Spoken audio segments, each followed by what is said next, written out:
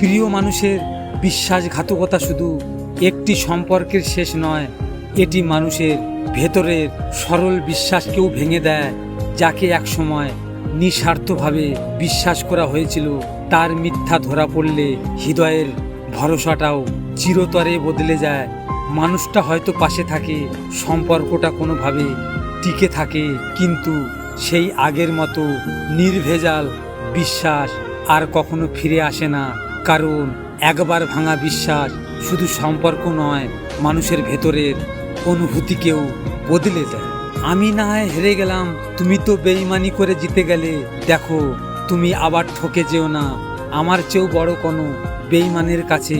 তবে তুমি মনে রেখো, তুমি যদি কোনোদিন কারো কাছে ঠকে যাও, সেদিন তুমি বুঝতে পারবে ফেলে আসা মানুষটা কতটা কষ্ট পেয়েছে, কত কষ্ট করে তার দিন কাটে। তুমি যদি কোনোদিন কারো কাছে হারিয়ে যাও, তাহলে বুঝতে পারবে হারানোর কি জ্বালা।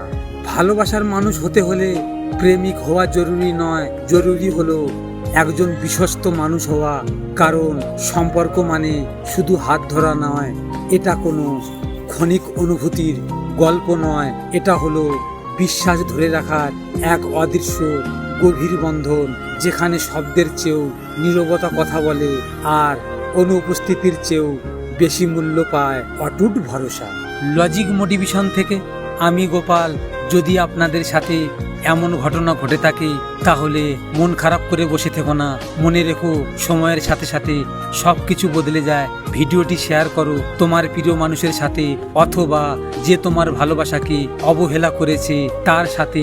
হয়তো তুমি এই কথাগুলো তার সামনে বলতে পারবে না, তাই এই ভিডিওটির মাধ্যমে তুমি তোমার মনের কথাগুলো তাকে জানিয়ে দাও। সব শেষে তোমরা ভালো থেকো, নিজের খেয়াল রেখো। ধন্যবাদ।